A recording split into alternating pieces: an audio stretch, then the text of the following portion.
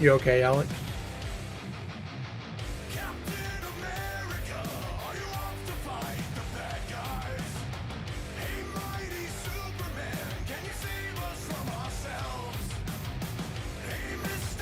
Alex?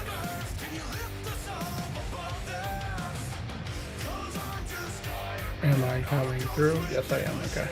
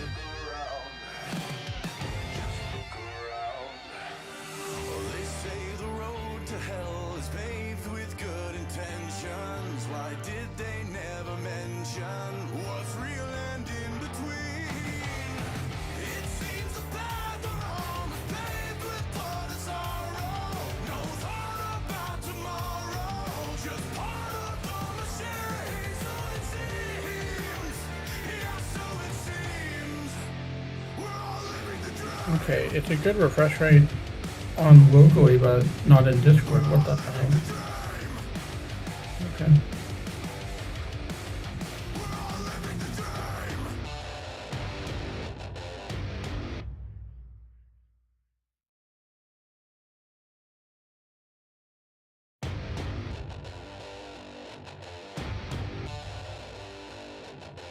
I know, Alex.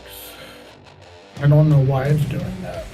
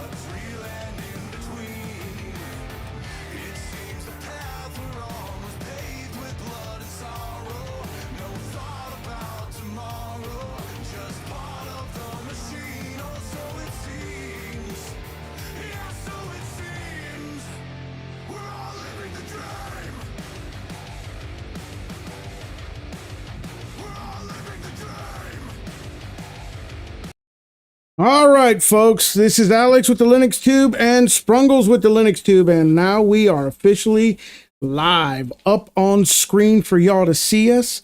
How are you guys doing? Hope you guys are living the dream, because we are. How you doing, Jonathan? How's everything going for you today?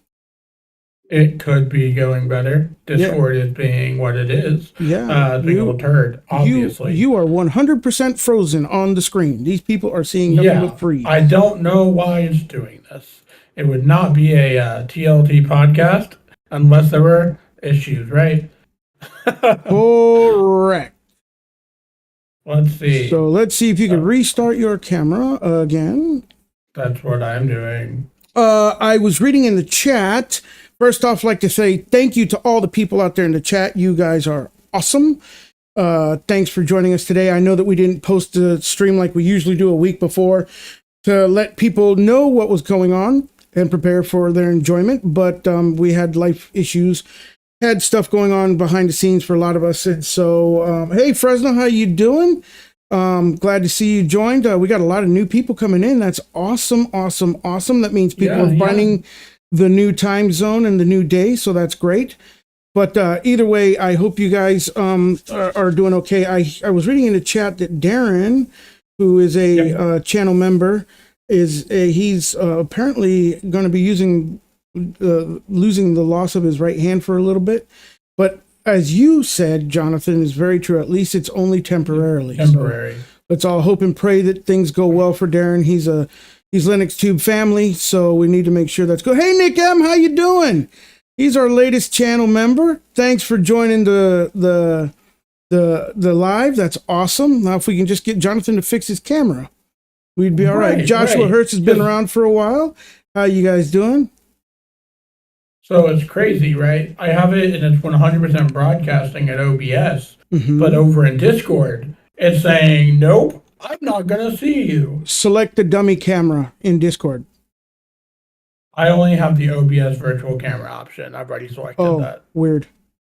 And just use the regular cam on your thing. I guess it'll mess up the transition or whatever. But I'm glad you're doing great, Mr. Nick. And Joshua Hurst says, y'all gave me so much help with his Nobara install. He'd be wrong and not come to visit. It would be wrong not to come visit. Oh, thank you. What did you just do to me? You were really borking these tricks. Are you there, Jonathan? I am here.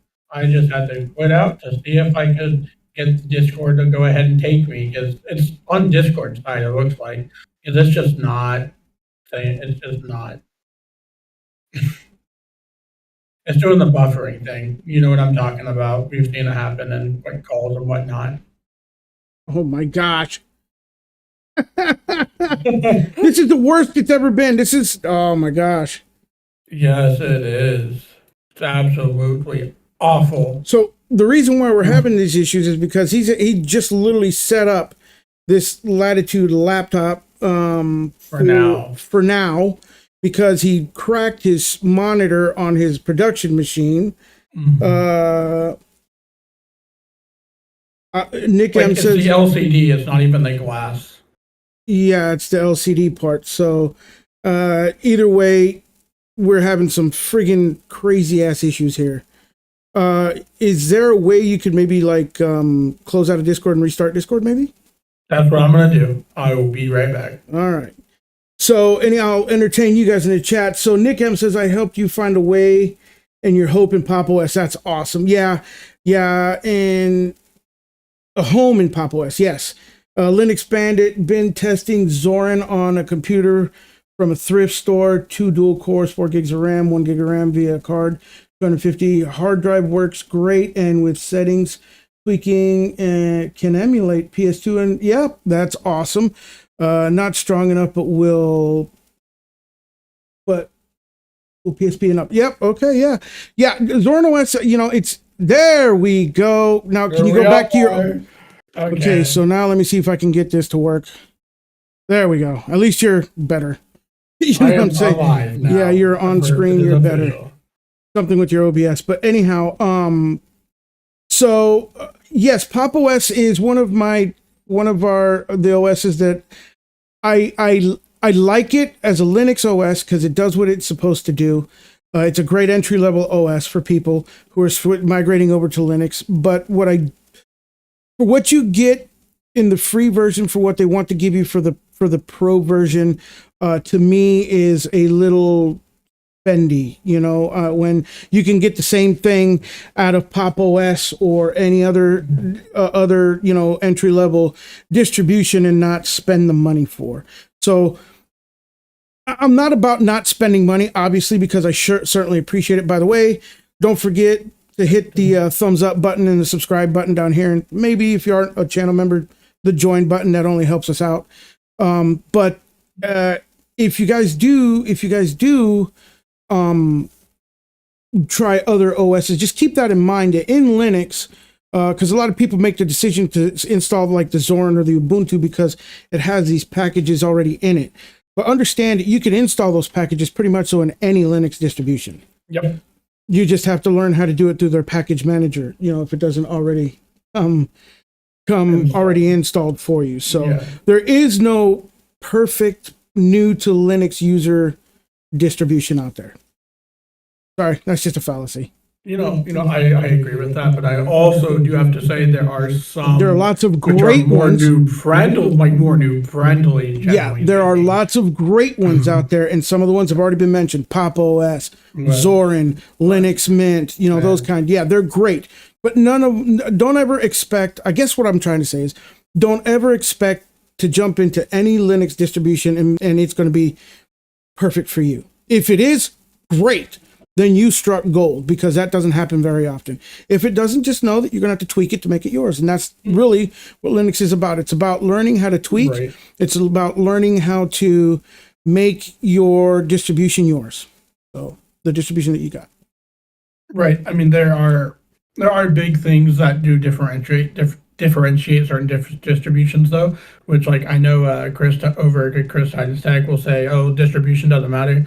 I disagree on a couple of different areas, right? Because of, some use AppArmor, some use SE Linux. I mean, it just, like, there's fundamental things at that level where it's like, okay, you really do need to choose one or the other, because 99% of people don't know how to configure those kind of things. Like, that's a whole other different thing to explore, so...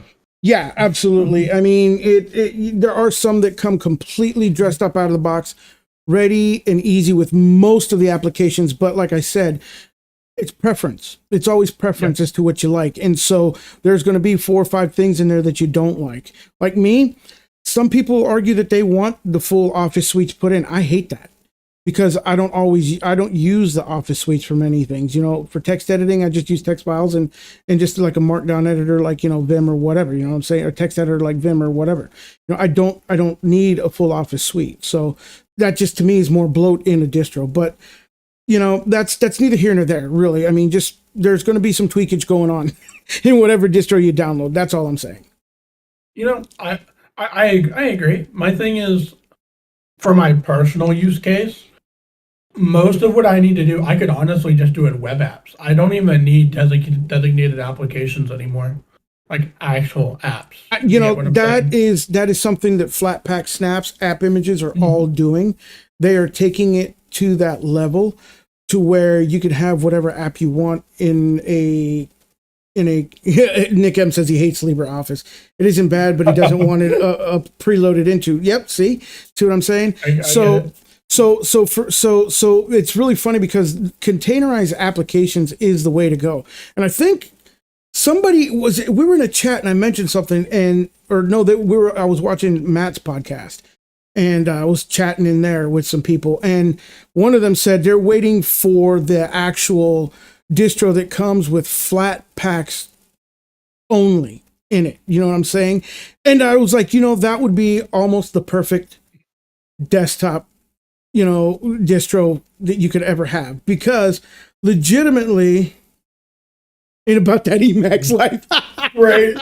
I'm over here like trying not to crack up. Man, if you think, I'll be honest, I could never ever see Alex using Emacs. Oh, if that ever happens, Alex, I know you've been replaced. No, either that or I'm the up and I got to shave my head bald and become DT. Right, all right, so exactly. Love DT, he's my boy. But anyhow, the thing is the reality of it is that would be an interesting distro to have, is one that's just solid flat packs. You want to know how much that would either get mass love or mass freaking hate? Hey. And the thing is, it's theoretically possible because you can adjust permissions. So I don't see why you couldn't even do like system apps as Flatpaks at that point if you wanted to go to an extreme. You want to talk But about like, having a a distribution that would be up to date all the time. oh, Nick says Explain when it. Flatpaks become the default over Pac-Man, Zipper, DNF, apt, etc., he will cry tears of joy. You know what, man? That's literally what I'm talking about. And actually, it's really funny because so I don't know if you guys watched the latest install LFS in 15 minutes video that I just put out. It's a great project done by the Swedish Linux. But I'm actually trying to see, because it has no package manager. In LFS, you literally have to install everyththing from source. And so I was trying to see if I could look into compiling Flatpaks onto that, enabling the repos for it, and then actually starting to install Flatpaks on it, making that happen, because that would be the way to do it. I'm really thinking hard on what Nick here is saying when Flatpak becomes the default. Like we were talking about. If there's going to be a universal package format that replaces everything, I think Flatpak would probably be it out of the options that are available. Because at least that's where I generally see this going. Because Snap, it has a proprietary backend, so it would be 100% controlled by Canonical. Canonical, right? So no. Then we have app images.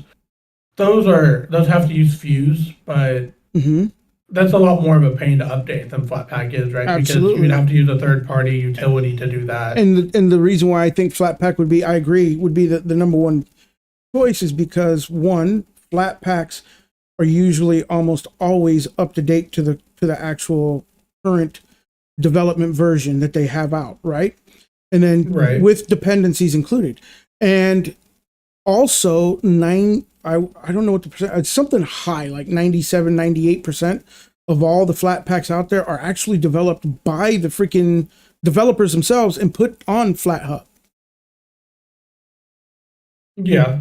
Right. And that's a big difference between. So they're not only are they the current most, current version of whatever the application is, but they're also the ones that are supported and maintained by the actual devs. And as of the latest guidelines that were updated earlier this year, if I remember right, they're no longer really allowing third parties to repackage them and upload them. Wow. Linux Bandit is asking app images are good or bad. Okay, so I can answer that. App images are great if you want something to stay one way and you don't ever want it to change. For instance, with Kden Live, right? If you compare the Flatpak versus an app image. So sometimes whenever they ship a build, it'll be broken as a Flatpak, but it'll work perfectly fine as an app image. That's a great example of it. So, or like, let's say you're on version, I don't know, whatever number, and this works. If you leave it at that, it makes it where you're never going to update it. Yeah, you're not going to get any patches or anything, but it also means it's going to work in your production environment. That's generally what I see app images for, is if you're somebody using your machine for production. So I should probably start using them. Yeah. But well said, because that's literally the thing with app images. They're the most stable of and consistent of the containerized apps. But if you're looking for variety, that will change. That will change because there's not as many to choose from as there are for FlatHub in the sense of the quantity. At least that's been my experience in the apps that I've been wanting to use from the app images. You know what I'm saying? Have you ever taken a look at App Image Hub? Yes, I did a while ago, but at that point in time, I think it was still growing. And so, but I don't know, and I still don't know if it's as robust as the FlatHub. So here's the thing. There's just as many apps nowadays, but they're not typically maintained by the actual maker of that app. It's usually a third party. A third party that's making them. I get what you're saying. Like, I would rather have the primary source giving packages. Yep. And that's exactly where FlatHub and flat packs actually win out that war, in my opinion. And understand, guys, these are just our opinions. Certainly nothing that you guys need to go with. Now, on to the main topics. So the first one being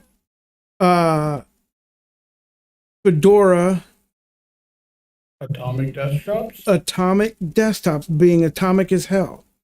Now, what is interesting, and this was an article that I found over on, hang on one second. It's Foss.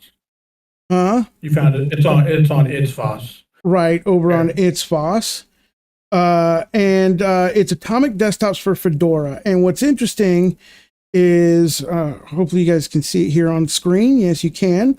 You've got Silverblue, they've got Kino White, they have Sway, and then they also have a Budgie desktop environment over there. It's all atomic. Now, some of you guys, I noticed a lot of you guys are newer to Linux and are, I don't know if you guys know the difference between what is an atomic desktop or an immutable desktop. And an atomic desktop is that basically the fundamental is you can change userland experience in it, but you will never change system land experience in it. Right. And so that being said, all those desktop environments are ones that are being maintained by Fedora that are actually going to be they're top notch already. They're just rebranding is what they're doing. They were other names, but they just rebranded them. But they're kind of trying to make the atomic desktops become more known, really. more known and more mainstream. So the push and the reason why this is important is because Fedora historically, like I was telling Jonathan earlier today, history is very important in seeing where things are coming and seeing where things are going or not going. And in this situation, we're seeing where things are going because historically, what has Fedora been to the Linux community?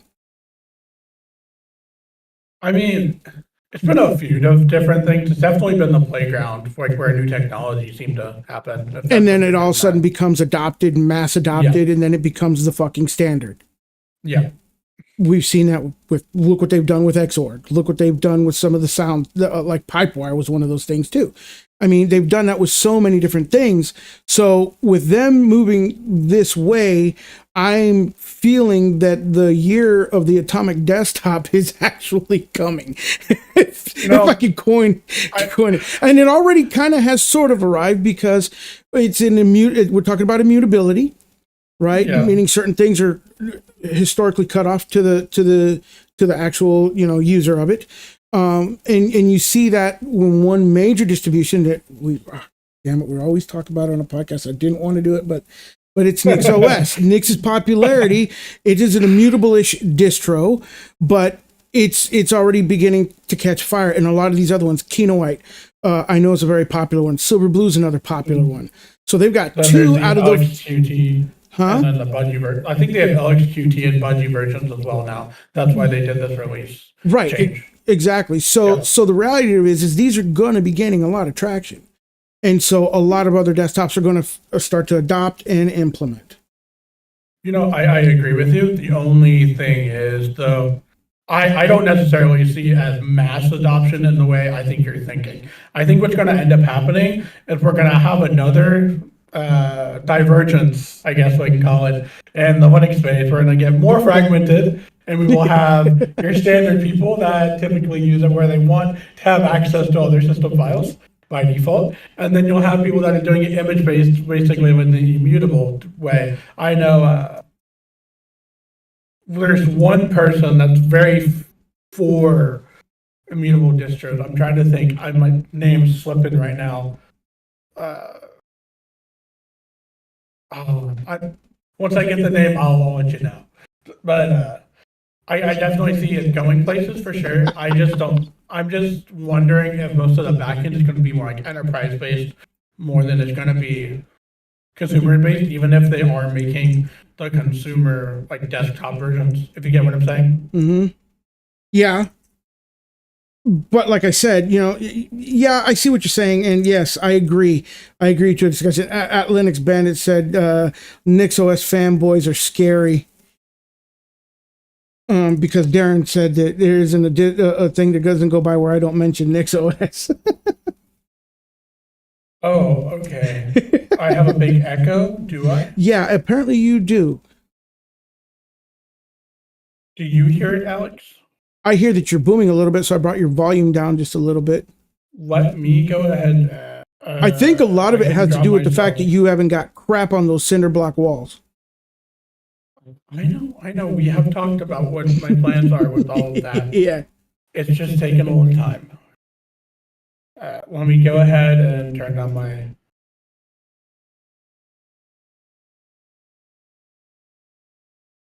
Not as scary as Gen 2 fanboys. You're right. Well, in fact, there's one that isn't here today. I guess he stopped coming. I don't know. Josh, he must be busy, or he's at work right now, probably, actually. But yeah, there's an Arch fanboys can be just as bad too. I mean, you can name it about any. Just avoid Linux guys can be pretty harsh too. You know what I'm saying? Are you there, Jonathan? No mic, no audio.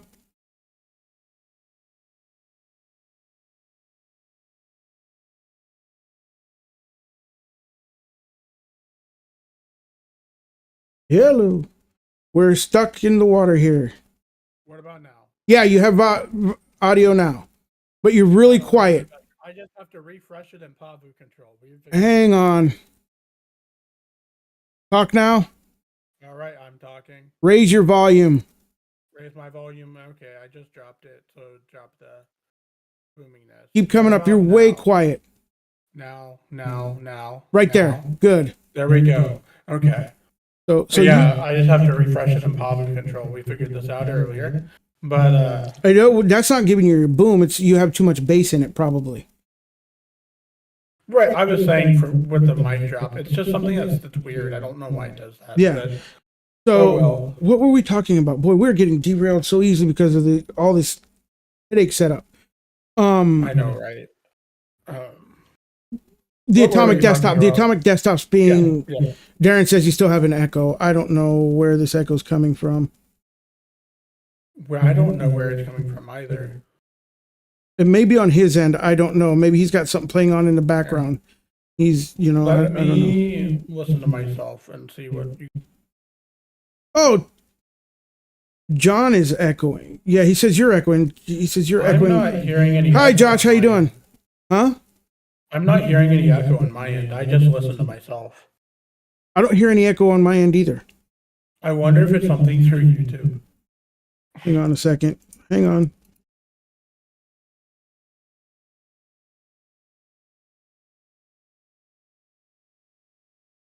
Time to use jack and not pipe wire. You might just be right, Josh. I don't understand this.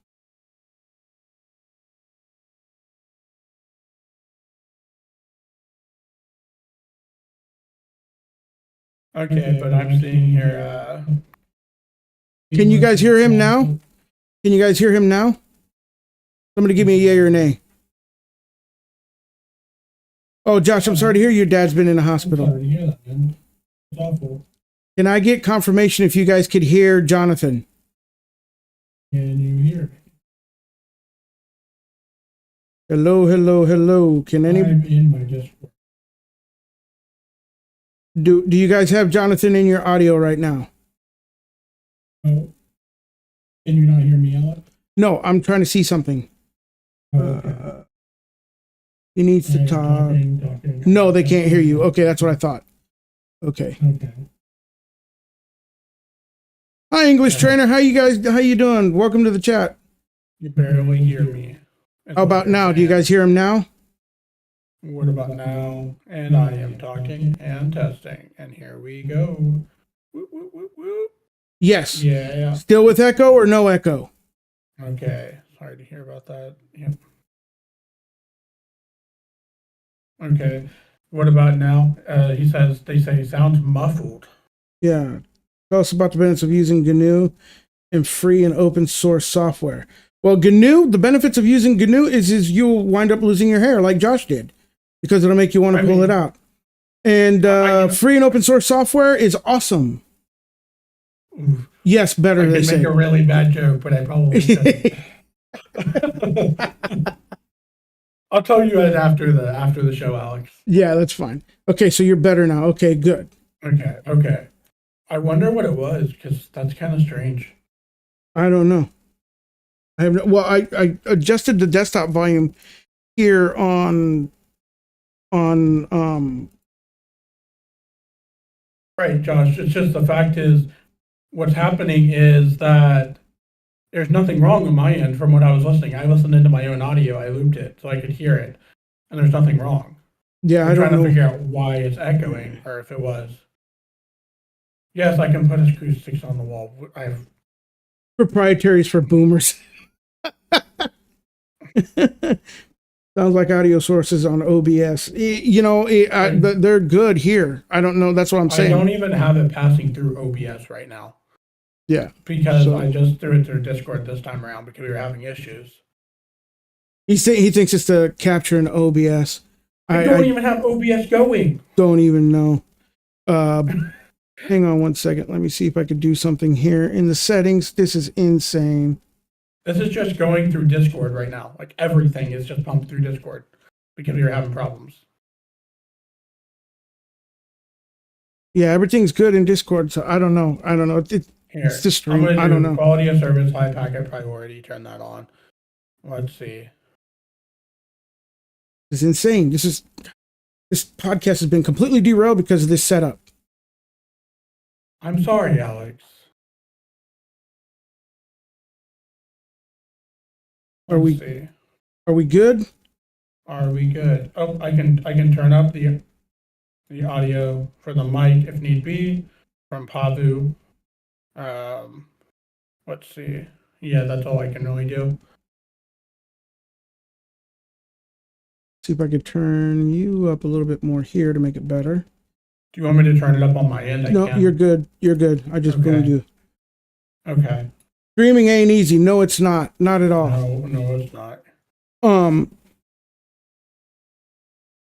Use a non-Nix or Arch-based system. He's not on Arch. I'm not on Arch, and I don't like Arch. So, but damn the transition again. There we go. Now we're back to it. Okay, so let's move on to the second topic, I guess, since the atomic one is completely over with. So go ahead and give you your second topic. Okay. Let's go ahead and let me grab my notes real quick. I am definitely going to want to talk today about something called the Opensuse. Not sure if I'm pronouncing this correct, but Agama installer. So Fedora is releasing their new installer, which you have probably seen in their Rawhide builds. Opensuse is bringing out a new installer too. So from what I'm seeing from just some of the basic pictures I've looked at, is that it's actually very, very similar, or in terms of look and design, as the Fedora one. At least you can definitely tell there's some type of there's some similarities, meaning like they took some type of, what's the word I'm looking for, inspiration from the Fedora version. From the Anaconda, from the regular Anaconda installer, yeah. The new Anaconda installer, not the one that we typically see now. You'll have to, if you haven't looked at it already, spin up a Rawhide ISO one of these days and take a look at the new one. It's actually pretty nice. It's pretty simple. It's very easy to use. Can you show a picture of it on your screen? Actually, no. Never mind. No. I dropped you the link. Yeah, it has it on the page. Yeah. So. Yeah, Josh. No, I'm a. You're saying here that let's see. Oh, a YouTube host that doesn't use Arch but makes Linux-based content. What the fuck? Yeah, no, I don't use Arch. I left Arch. What is it? Almost a year ago now. Over a year ago now. Mm-hmm. So I left it. Well, there's lots of them that don't use Arch. In fact, I mean, there's only one that I know of that uses Arch. That is a YouTube host. Who is that these days? Because I know you're not on Arch anymore. You're using Nix, so. Matt's not on Arch. I'm not on Arch. Tyler's not on Arch. You're not on Arch. The only one that's on Arch and Arco Linux is the big man, DT. Oh, okay, yeah. And he's on Arco, so that's not even. Wait, what do you call BS on, Josh? We all use Arch, but we don't always stay on it. Do you want me to take a screenshot of my screen right now and show you I'm not on Arch? I'm not on Arch. I'm on Nix. In fact, I just upgraded to the latest zany build. Yeah, I mean, yeah, no, I just don't And think Matt's on Opensuse. Yeah, I jumped on that bandwagon right I'm before not Matt Arch. did. I'm a Zorin user, Linux bandit said. YouTubers not using Arch. Yeah. No, we're not. No, it doesn't make sense as a production environment, right? There's too many things that typically go wrong. Already as it is, let alone, when you have updates that are doing what they're doing. So yeah, anyhow, I don't know. Anyway, God damn. yeah, this new installer is actually pretty great. It's very, very early in terms of like what they're working on. The big thing is it's definitely something that's been needed for a while, right? Because if you go back and look at a lot of the different distributions, a lot of them are starting to move over and make new installation. My brain is just not working today. Installers, and I think it's because they're just trying to modernize things. And OpenSUSE is also going in that direction, which for how old of technology OpenSUSE typically uses, that's actually a really large surprise, right? Because SUSE tends to rely on older technologies, so that kind of trickles down. I'm super excited for it. I don't know, since you haven't seen it yet, you should definitely take a look at it. Yeah. I think those out there listening should totally look at this. But we have all of the links that we have that we're talking They're in about the description. Absolutely. So you can take a look if you'd like. They have some screenshot down there. You will definitely see what I mean if you have seen the new Fedora installer versus this one. Like, they're really close in terms of design language. So, yeah. Well, so a lot of people had, just to touch base, even with the new Rawhide one, it was better than the old Anaconda. A lot of people are used to the old Anaconda one, which was a little confusing, especially the part that was the most confusing was when you were selecting the actual disk that you wanted to install to. It looked like it was selected, but it wasn't really truly selected. So them cleaning up those little, I think that's what a lot of this is they're cleaning up all those little nuances in there. So that's, it's kind of cool. But to me, the thing, I don't understand why they needed it, because I tell you what, man, I think Yast installer's the best.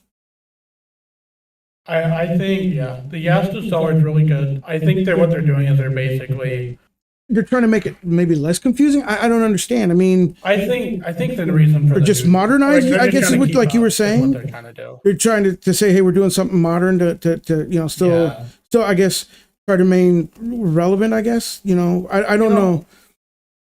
If they keep all the same functionality as what the Yast installer currently has, I'll be on board. If they take stuff away, then, because this is very early, so we have not seen all of the features or anything that's been added. But if they take things away, then you're gonna hear me just ranting on it and getting really mad and being like, "Come on, guys, you screwed this up." I'm just saying now, just warning, because a lot of companies tend to do that when they're trying to modernize things. So yeah, and historically, things tend to go backwards before they wind up going forwards when they do that. So there is definitely going to be, he's echoing again. God damn it. Things tend to do that a lot in the Linux world, like when they try to implement new changes. But then again, if they didn't have this type of progression, then you wouldn't have great things that come along. You know what I mean? Otherwise, things would just stay stagnant, and that's not wherever Linux is ever going to be at. So, right. So that's a good thing. So anyhow, okay, so I guess we'll go on to the next one, which is going to be Warehouse. He can live with the echo. Thanks. I'm glad you guys are understanding. It's I'm just going to go ahead and be honest here. This podcast has become a fucking clusterfuck all the way. I don't know why. I don't know what's going on with it, but it has just completely gone sideways. And, I'm sorry. I can only apologize. Yeah. This isn't our usual standard type of podcast or the quality of our podcast. So I guess if we lay one egg every now and again, we lay it, you know what I'm saying? But we always continue with the show no matter what. So because we want to give you guys the content, Josh says the echo never left, of course. I don't know what the issue is. I just don't know what it might be. He blames micro shit. So Warehouse, you guys, I don't know if you guys have ever heard of Warehouse, but it is something that I found, and maybe I could put up the webpage on it. Hopefully we have that. And here is the webpage for you guys. Great. What is going on here now? Interact. So Warehouse is basically it's another version of Flat Seal. For those of you guys that don't know Flat Seal, dovetailing off of the previous conversation we had about Flatpaks and how great they are out of all of the containerized apps that you have out there. Flat Seal and Warehouse kind of do the same thing, only they allow you to set, parameters and priorities and permissions in Flat Seal. It's a great way of maintaining and assigning different things and different things that you can do with your Flatpaks on your system. So I know that a lot of people complain about Flat Seal. I have not tried Warehouse. I just found it recently. So I do have a couple Flatpaks installed on my machine. So I'm going to simply install it, give it a try, maybe do a video on it if it meets the standards of what it says it's going to do, and I'll maybe show people how to use it because I think that as more and more Flatpaks are being adopted, you eventually do run into the problem now and again where you have to give permissions to your Flatpaks to do things. Yeah, I know it's a Warehouse. Oh, Josh is replying. Yeah. And so at any instance, this may be another alternative if you don't like Flat Seals.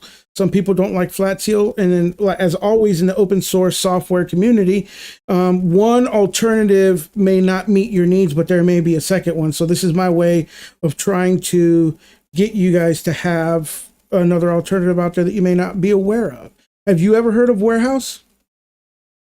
I honestly have not, but from what you're saying, it might be a solid replacement for Flat Seal, because I know a lot of people out there, or at least I've talked to, aren't exactly a huge fan of Flat Seal. They think it's just not a great application. I'm wondering if having more choice in the space, even if it is making it where you may have too many options, but this isn't too many options, right? There's two. So it definitely gives you the another option, which is really good, I think. I don't know how many people are probably going to use it because of the popularity of Flat Seal, but I hope we can definitely get that name more out there for people to really understand. Well, yeah. I mean, so these, especially like if people are tending to, because there are so many Flatpaks out there, there's so many. I don't know what the average is. I think at one point in time I had 15, maybe 20 Flatpaks installed on my system that I used. And I can't remember, it was a distro that I was testing out. I think it might have been Opensuse, now to think about it. Because I had so many issues with Zipper. I think it might have been Opensuse where I just defaulted to just go into the Flatpaks for a lot of the things I wanted to do. And I wound up using Flat Seal on there, and I thought Flat Seal was a cruddy program. And so with that, I wound up using, it, struggling through it to get it to do what I needed. And eventually it just became too much. I was like, what, screw this, I'm out. I just dumped SUSE, that when I went to, when I went back. And so, yeah. So, but if I don't know, from what I seen and what I was reading up and doing the homework on this Warehouse, to me, the management that you could perform on it is a little bit better than Flat Seal. As far as the permission levels that you can do and the different settings that you could acquire with it. So in that instance, you know, that's why I'm very piqued on trying it and very piqued. I mean, if it was a direct replacement for Flat Seal, then what's the difference? You know what I'm saying? So right.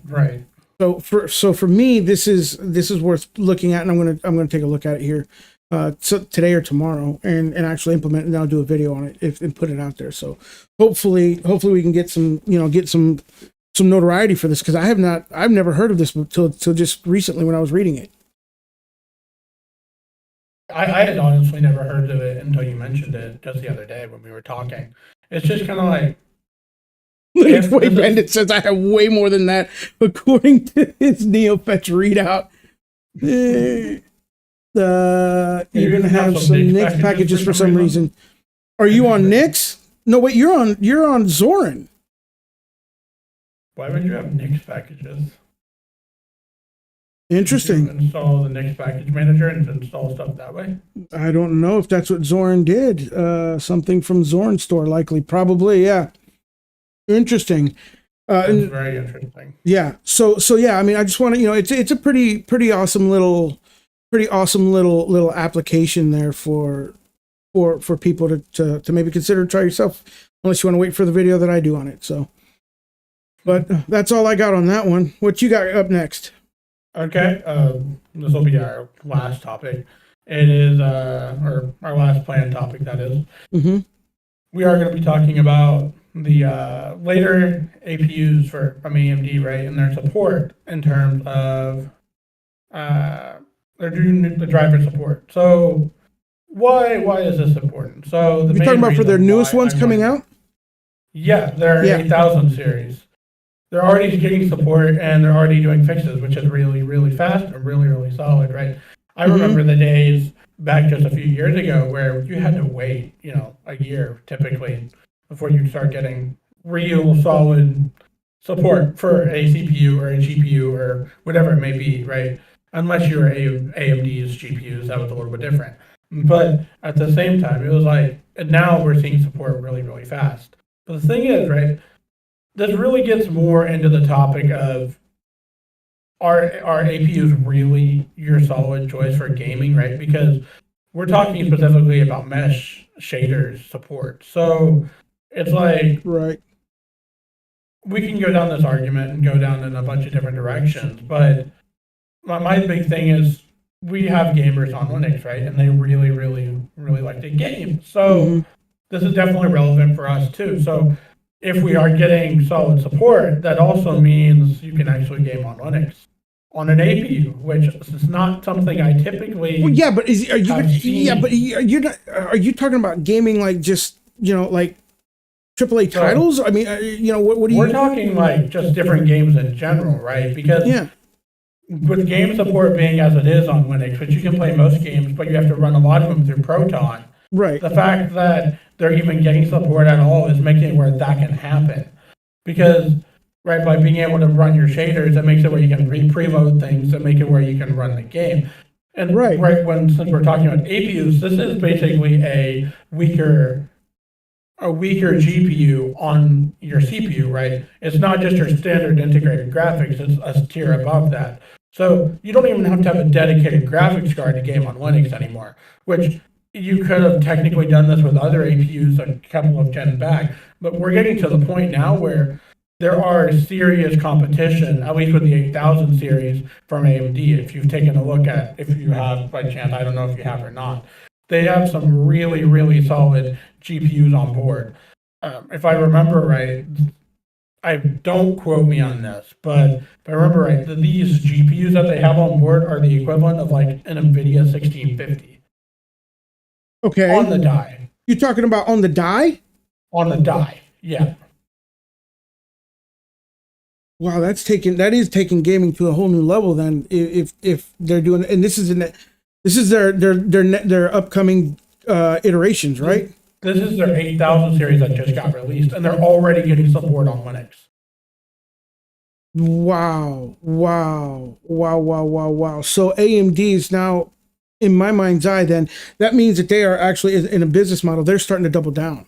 They see Intel Arc coming on.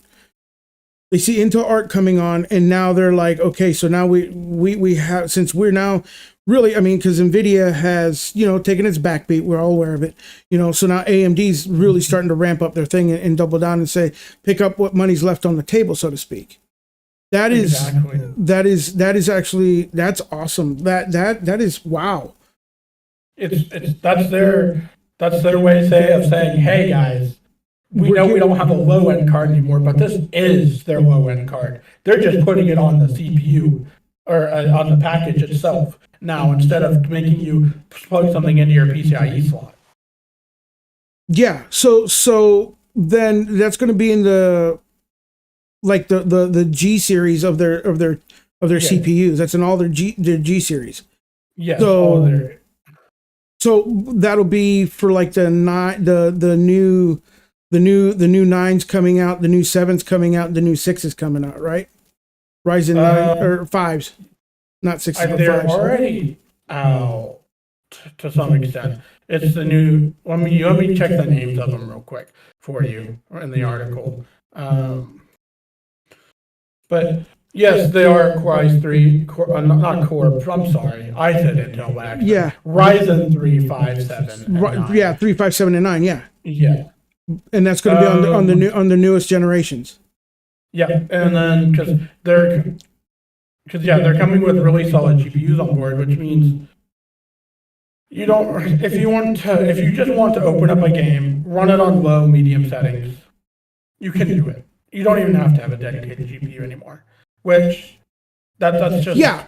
I mean, that's true. I mean, on Windows, everybody's going straight to high, but on Linux, if you go to high, you don't need to. You can actually do it on low and medium, and be just fine.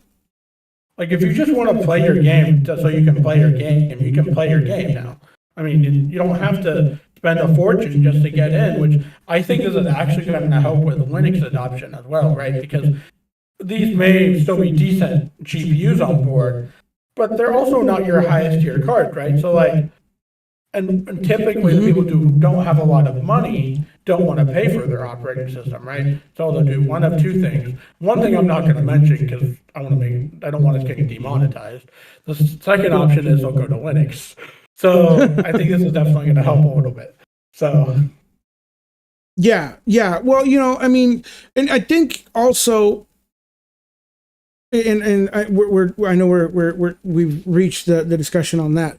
I think also like Intel is really coming on strong with the ARC cards. I know we keep talking about it and mentioning it, but it's because I really believe in them. I mean, Josh in chat, he's actually a tester for them, and they send him cards to test all the time.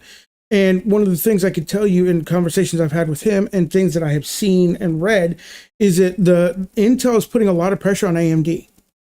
They really are. I mean, even you have an ARC card right now. You have the A770. Yep. And realistically, I mean, there's a lot of pressure there. I mean, from the big void that NVIDIA is kind of walking away from, AMD's trying to, and if I would dare to say, they're not doing a great job of muscling their way in real quick. Like I think they should be. They should be a lot more aggressive on their regular plug-in cards and their APUs all the way across the board. They should become a little bit more aggressive on this.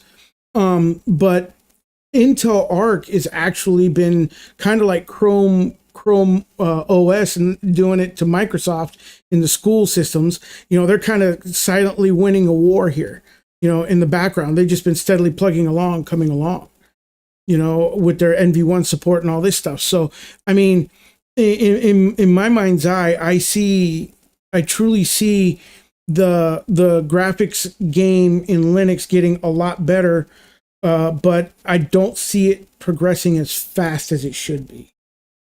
On this same topic, it just shot through my brain because I saw it this morning.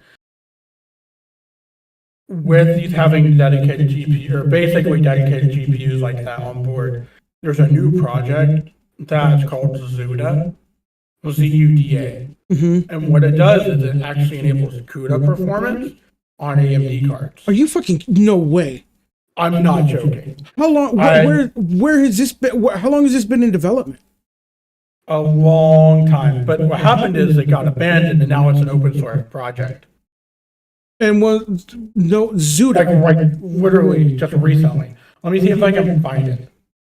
Wow, Zuda. Because, yeah, it's Zaluda, ZLUDA. If you go and look it up on Google, and it'll be the top project. It is phenomenal what this can do. I wonder if Josh has ever heard of that. Josh, if you're in the chat still and not working, have you ever heard of is it Zaluda? Yeah, I just dropped you the link, and I don't know if I have. Drop it in the chat.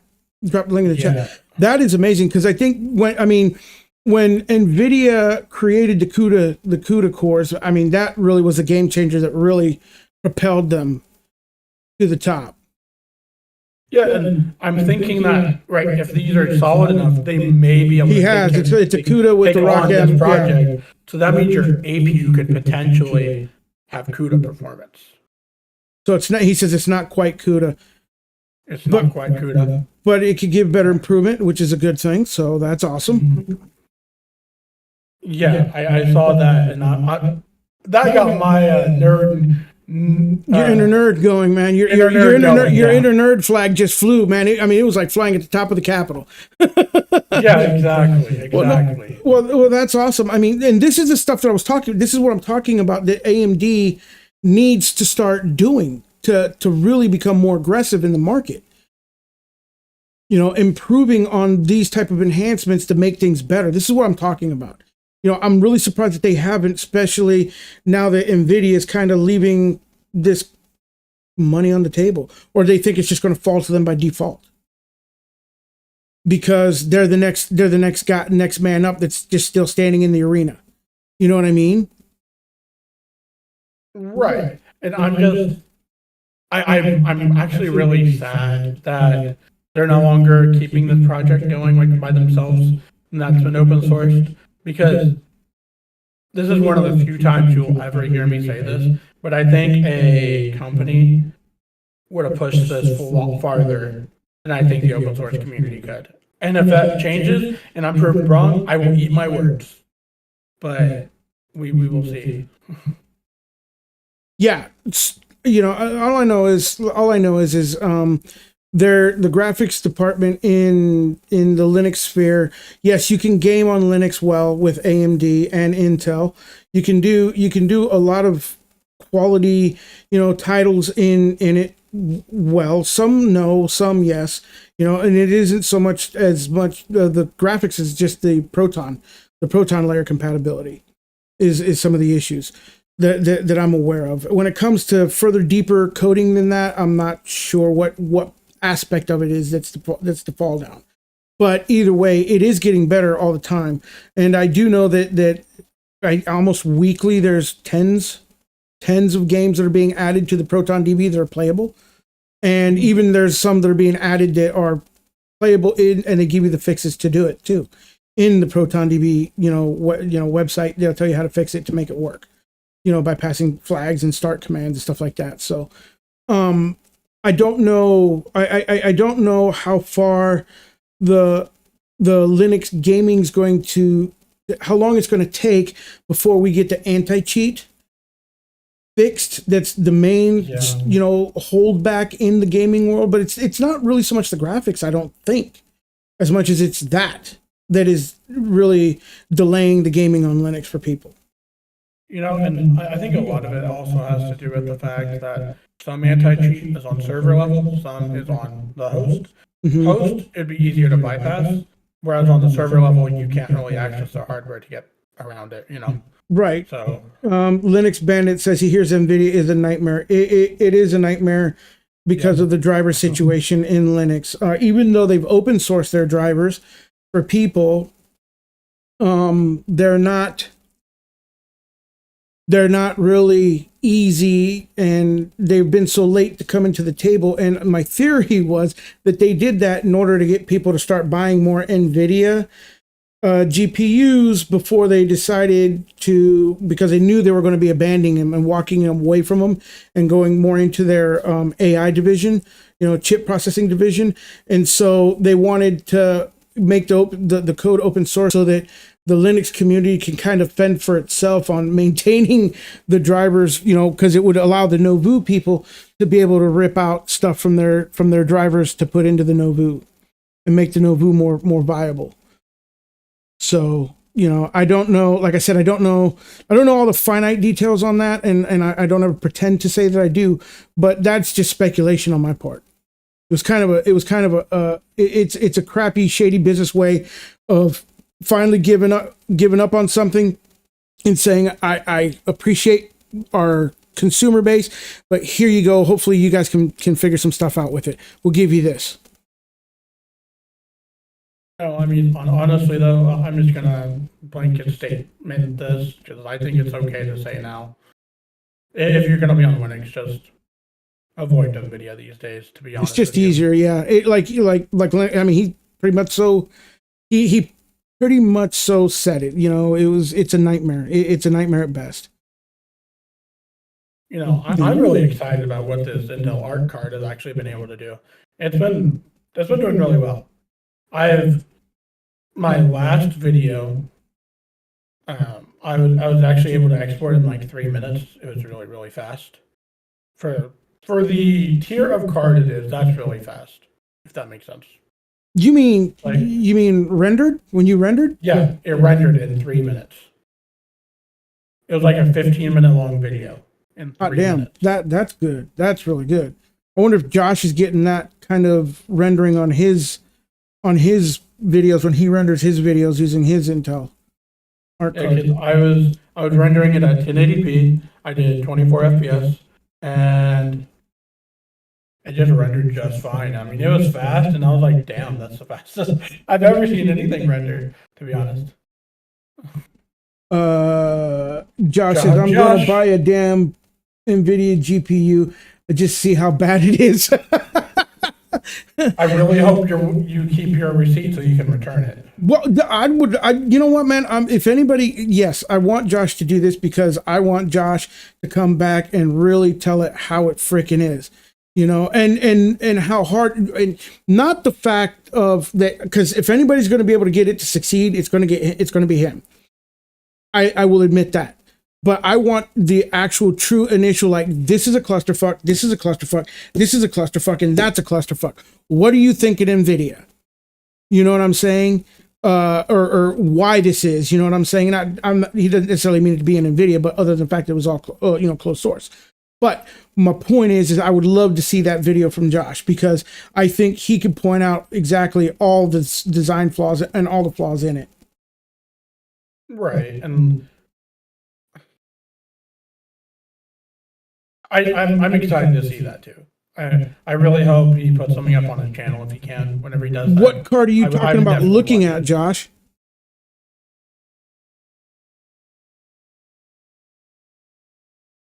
That's what I would want. That's what, I mean, you're talking about like the brand new one or maybe an older flagship card. I don't know.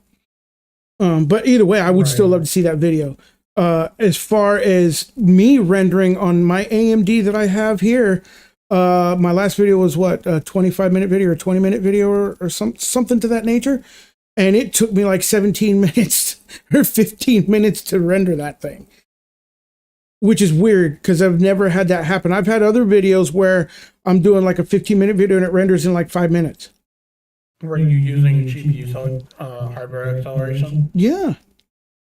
That is interesting. That was very interesting. So I don't know if it was just something a setting that I somehow adjusted. I don't know. I don't know because it's really weird. But normally the GPU rendering in Kdenlive is actually pretty lightning fast. So that doesn't surprise me that you did that in 3 minutes. Although that's faster than mine because my fastest I think was like 5 minutes. Right. I'm really impressed. I'm really surprised it was able to do it that fast because you have which card? I have the Intel 7600X, I believe. No, the GPU. So you said Oh the yeah, no, Intel AMD. No, sorry, 7600. AMD 7600 XT. I did say Intel. Oh, okay. Yeah, Okay. 7600. Josh says that he uses what now? He only uses GPU for live stream transcoding. He doesn't use his GPU for video encoding, since Kdenlive and Melt doesn't support hardware acceleration on ARC. Just a quick sync. Yes, it does. You can do it with VA API. That's what I've been doing. Interesting. Oh, Ben's in the chat finally. Nice to join, Ben. He has a 350 Ti in his current laptop, and it's not pleasant. It's not an pleasant experience. GeForce RTX 3060 for Joshua. How has that been for you there, Josh?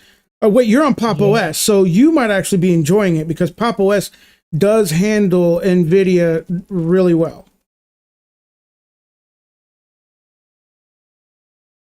I mean, Pop OS is actually just a pretty great distribution in general. It is. When it comes to It truly GPU is. hardware support.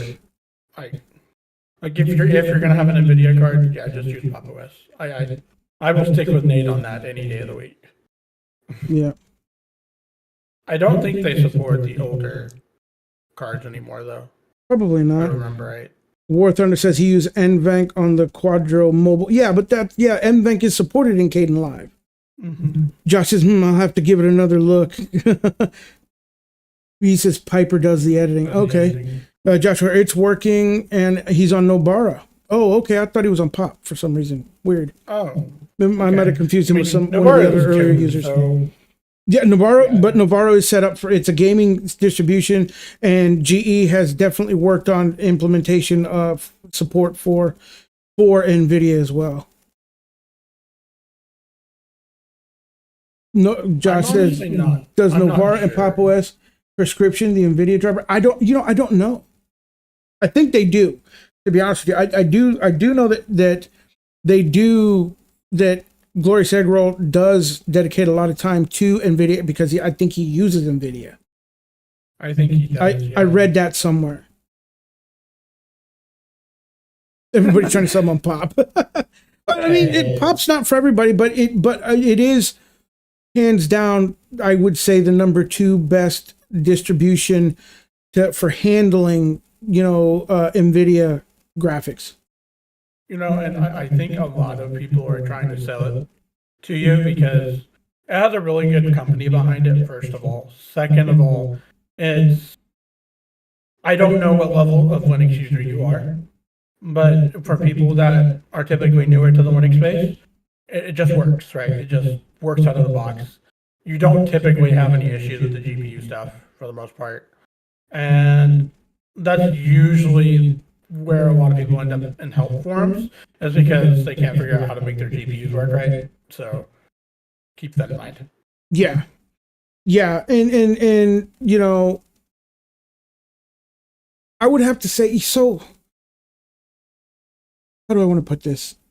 That I think, so a lot of the newer to Linux users that are coming over to Linux from Windows, they're already used to playing with graphics and setting up and fine tuning them for their Windows gaming experience, right?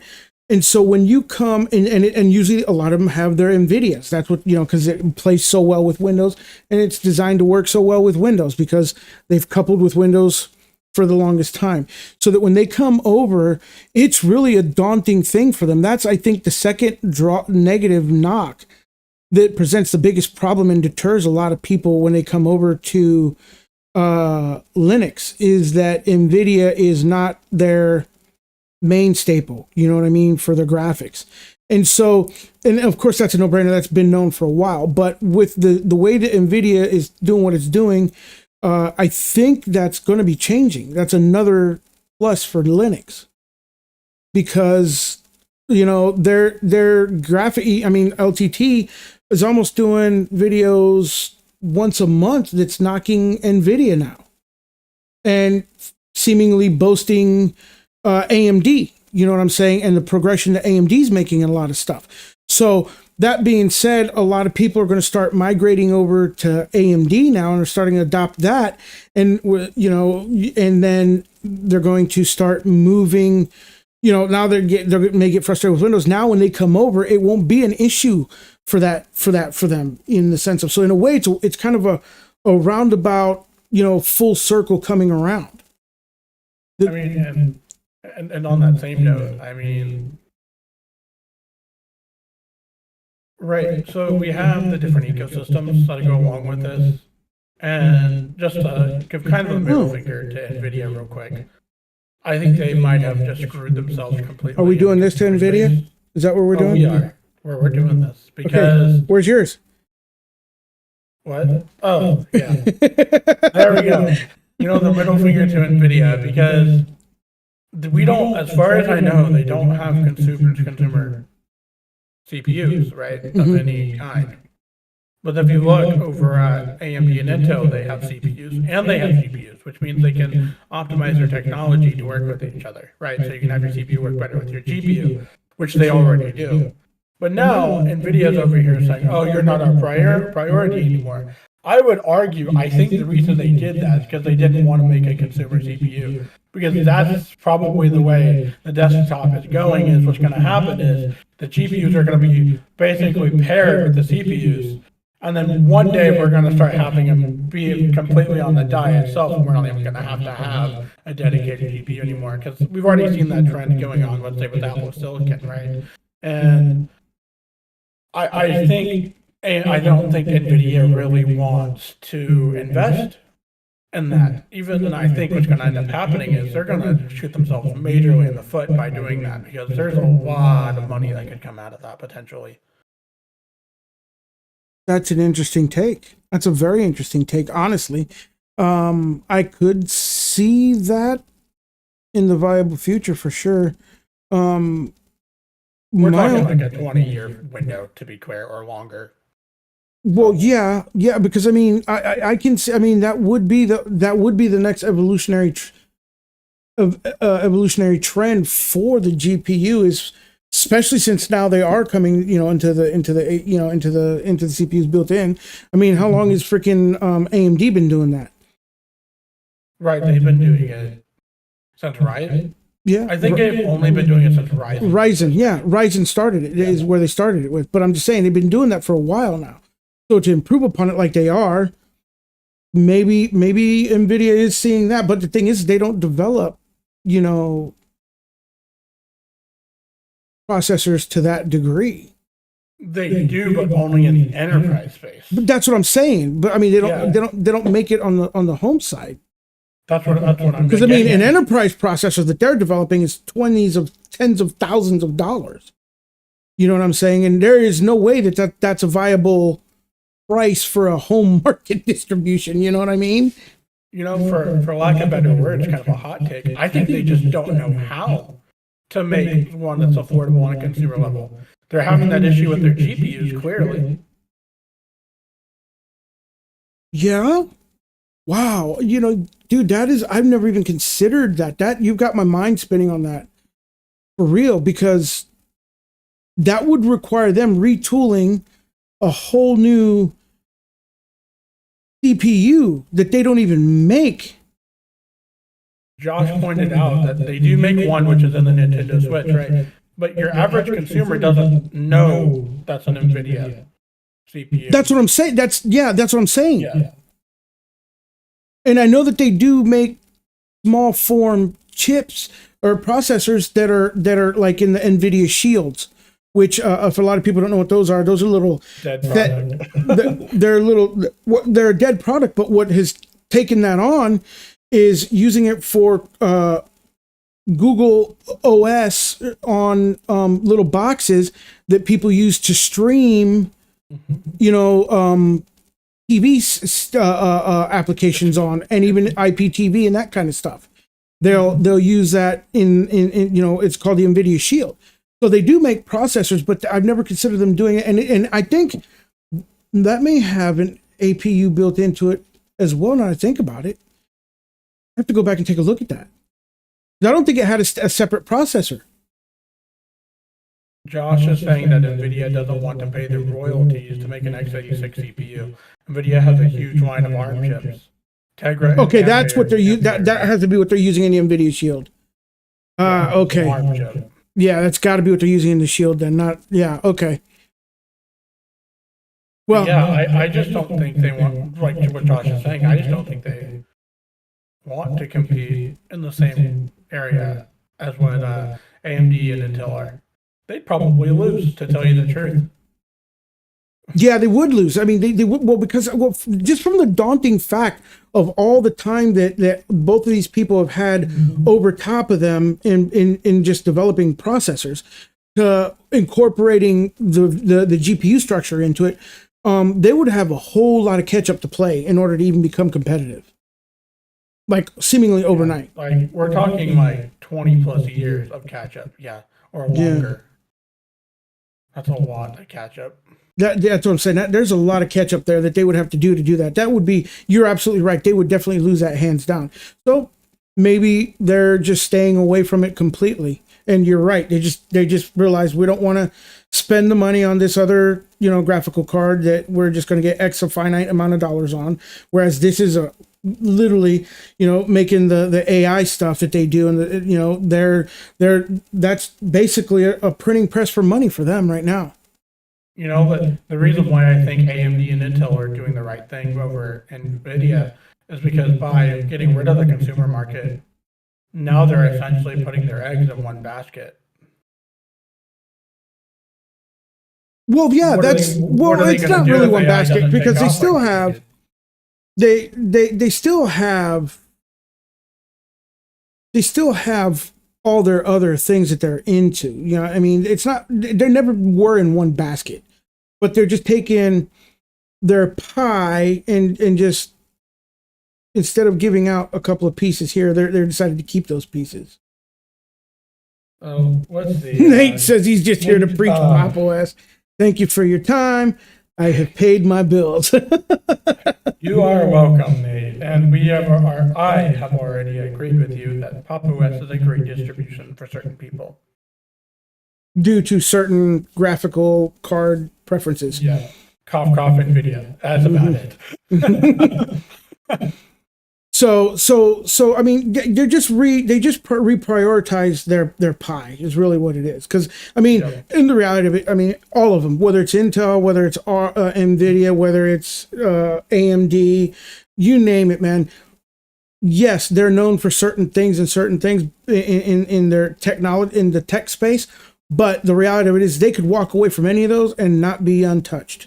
And be untouched because they have other things that are just as profitable on the back end. They've definitely,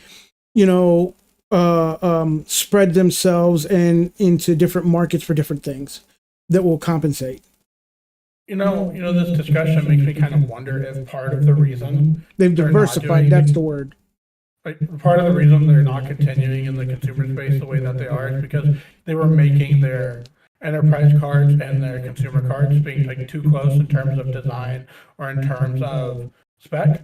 Because NVIDIA was always ahead of AMD or now Intel, right? Right. But I wonder if the reason they were so outlasting them is because they were so close to their enterprise cards in terms of design, and now they're running out of you have your gap, which is enterprise up here, and then you have your consumer down here. What if their gap is getting too small? Or they just that is true. That is true. I mean, and in a way, that's kind of bad on their end because they should have never allowed that to happen. But that could be the problem, and so that's what I'm saying. So if they move on to the enterprise side and they give away the home market side, what does that mean to them? Nothing. It doesn't mean anything because they were there. You're talking about what, 15% difference, 10% difference, right, exactly. And at that point. And even then, at the price, because if they were selling on an enterprise side, and the price might have been just a couple of dollars more, they were still making up that difference. So that 15% difference now jumps to maybe a 5% difference. I mean, and on a different side of that, I mean, consider that for an enterprise card, right? Enterprises can pay way more money for something, like far more money for something than a consumer is. So they may have actually been selling what were essentially slightly downscaled enterprise cards for crazy cheap compared to what their enterprise counterparts were. Well, and not only that, but when you start talking enterprise, there's other streams of revenue that come into play. Mm-hmm. Right. From the actual upsell of the product to a different price range, usually. Then you have tech support that you charge for. You know what I'm saying?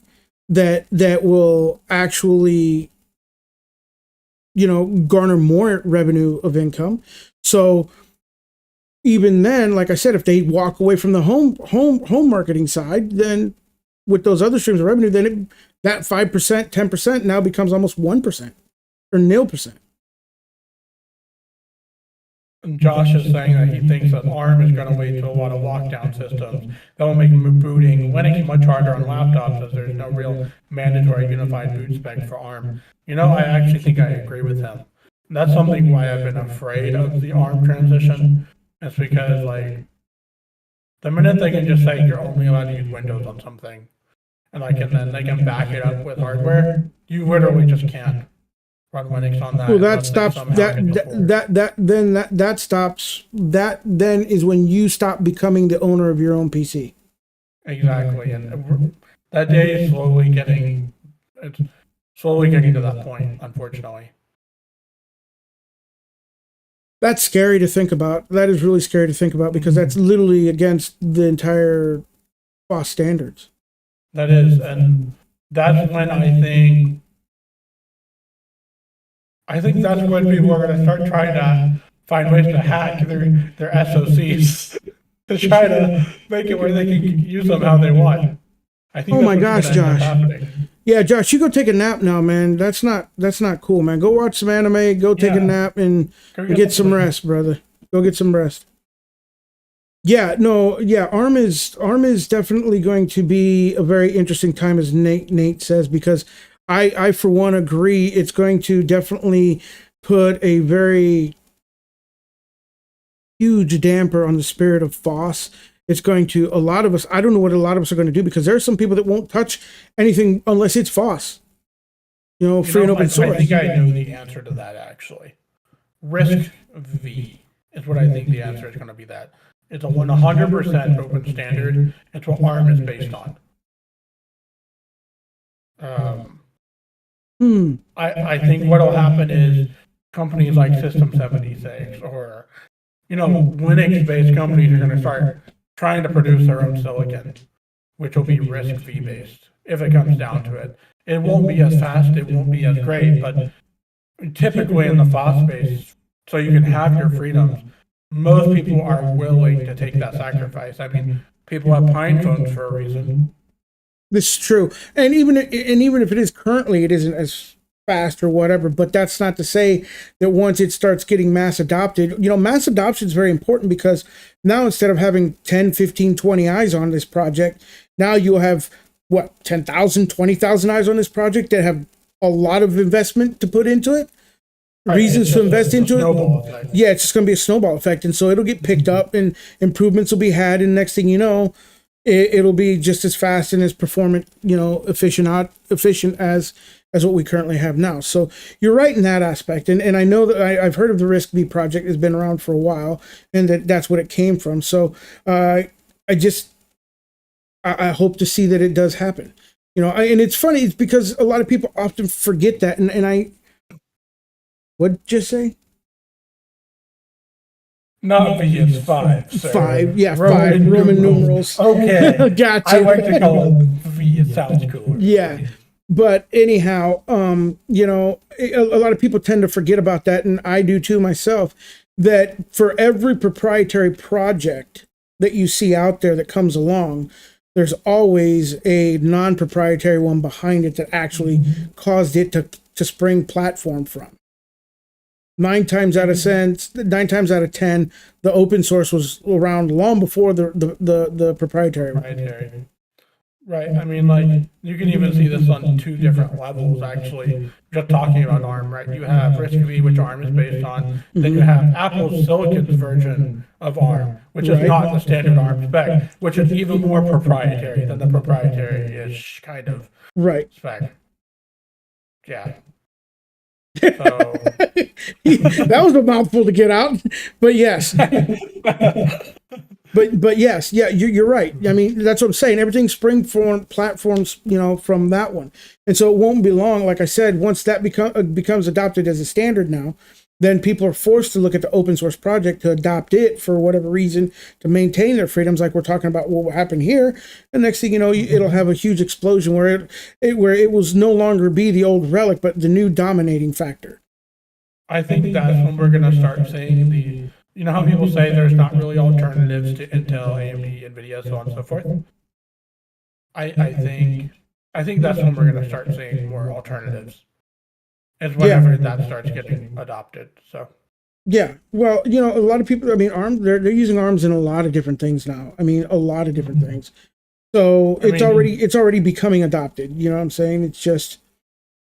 I mean, heck, look how powerful your phone is. Mm-hmm.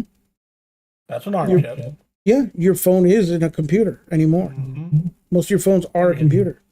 Qualcomm does a lot to make it that way. MediaTek does a lot to make it that way. There's other makers of chips. There's open source ARM chips already, like you see in the Pine phone. I mean, it's just taking steps in the right direction at this point. Absolutely. It's just about getting the funding to do it. Speaking of which, anything new in the Android world that we need to know about? Other than 15's coming? So Android 15 Developer Preview 1 released, yo! Sorry, I got a little excited there. There's not a whole lot of changes really yet, but I'm definitely watching the builds. What I've been doing is I will open them up in a Android Studio emulator and play with them because I'm not putting that on my phone. No. Yeah. It's just too early. It's too early. I gotta wait till the beta's at least. Which emulator are you running to emulate Android? And box? No. What you can do is if you open Android Studio, they have a built-in Android emulator called VHD. So you just install Android Studio on your machine? Yeah, because that's an IDE for Android applications and other stuff. Nice. So, yeah, it works really well. It is built in, and it doesn't make it where you have to use an external one like Waydroid or Nbox or. Oh whatever. Shit! Nate just made a comment. Sorry, didn't mean to do that. That was a wild reaction. But Nate made a comment, and I think that is another factor to consider too, as well as in the ARM thing being the lockdown for computers, is that actually Chromebooks is a saving grace there because they're their own system. But the thing is they're currently using the standard processors that are being used. You just made my jaw drop, Nate, because I never expected you to say, first of all, that Chromebooks would be the saving grace. But I think if I'm understanding you right, are you saying that Chromebooks may be the saving grace of Linux? Did we actually just get you to admit that? And I think that's why I said sadly. Yeah. It's to me, in parentheses. That might be possible. I don't know. I mean, that's the, you know, I got to tell you something. That's the one thing that we have to pretty much so give to Linux is that it's never not interesting, and it's never evolving in some way or form, and it's never not pivoting. It's always doing all that at one time. And I think that's why I think that some of the best computing people in the world are Linux users. Because they can take a situation, they know how to pivot, they know how to adapt and look for an alternative right away. I wouldn't even just argue like your standard computing. I would say like on a like professional level too, because they have the understanding and the knowledge that Linux lets you have complete control of your hardware, right? Windows, you can somewhat do that with things like Chrome OS. Unless you go into a developer mode, you have no control whatsoever. So, and then Mac, you got to go into a special recovery menu, but you do have complete control. It's actually kind of cool how they do that. I'll explain it in a minute. Mm-hmm. But I would argue that those that are into computing are either using a Mac or they're using something with Linux on it. Because with a Mac, they actually don't have your typical BIOS on a chip. They have it on their drive, like your hard drive or your NVMe drive, which is really interesting and crazy how they do that. But yeah, you can actually change the clocks and whatnot, which is kind of cool. But you can do the same thing in Linux. It's because they're both Unix-based at some level, so. Right. Or So yeah. Unix-like. Yeah, I mean, so there is hope. I mean, even though you hear people boasting, oh, it's going to go to the trash now, this, that. Now, there is hope. There's always hope for Linux because of its nature and how adopted it is all in all different platforms, in different spaces. You know what I mean? So I have hope for it. Joshua Hurst, or Low Light Recovery in our Discord, he says, holy cow, looks like Elon Musk might be working on a distro. The guy is about to bring a battery revolution, will be running his laundry bots on his own version of Linux. That doesn't surprise me. In fact, in the car market, I'm not sure if it's Ford. A lot of them are using Linux. They use, I know that, I was going to say, I think there's only one or two that don't use Linux. They have this, it's probably Linux, but it's a customized version, kind of like Chrome OS, is a customized version, a proprietary version of Gentoo. But most of them are using Linux. In fact, a lot of your car stereos now are using Android. They're Android car stereos. And that trend is getting moved away, but what they're doing is they're actually making their own operating system, meaning they're making a fucking Linux, fork is all they are. They're just making a fork. A fork That's of exactly Linux. what they're doing, yeah. And then they're just not telling the mass public, oh, this is Linux, guys. Yeah, most of them are actually, when you boil it down and look at the source code, it's a fork of something. Yeah. So yeah, that's not anything new that's going on there. As far as Elon Musk doing that doesn't surprise me at all, because Elon Musk, as much as I hate to say the price of all this stuff, but I mean, even if you look at his Starlink system, his satellites and stuff, part of the reason why people knock on Elon Musk is not because he's some ultra conservative, but he definitely supports the freedom of speech and all that kind of stuff, and not try to get political here. But the reason why is because the man, quite frankly, just blatantly self-admitted, and I'm self-recognizing, that every fucking thing he touches is gold. And he doesn't put out a shitty ass product. Oh. In the beginning, the Tesla batteries, when he left it to another person who was providing those batteries for his car, a third party entity, they were the crap, and that's what happened. But shortly after that, he developed his own plants, developed his own batteries, and he took that aspect completely away. I'm going to correct one thing here, and this is not me trying to be a turd. He's not doing the designing. He's paying someone to Whatever. do the designing. The point is he's being very smart and employing the right people for his brand and his product to make. Yes. That's his product. Whether he designed it or not, it doesn't matter. The point is it's designed for him, and it's all to the golden standard. Right. I just know a lot of people who try to give him too much credit when there's a lot of brilliant minds behind. Wait. Did fucking Microsoft do any of that shit? Did Richard Branson do any of that shit? Did fucking anybody else do the same shit? No, he did. So yes, he does deserve credit. I'm not going to argue he's not a great manager, because he's an amazing manager and CEO or whatever, right? I'm just going to argue that he is not the one actually coming up with the schematics, and I think the people who are coming up with the schematics definitely deserve that credit for the schematic. Does that make sense? Sure, but that's literally, I mean, fucking Ford does the same thing. Everybody does the same thing. There are company owners who hire engineers to work for them.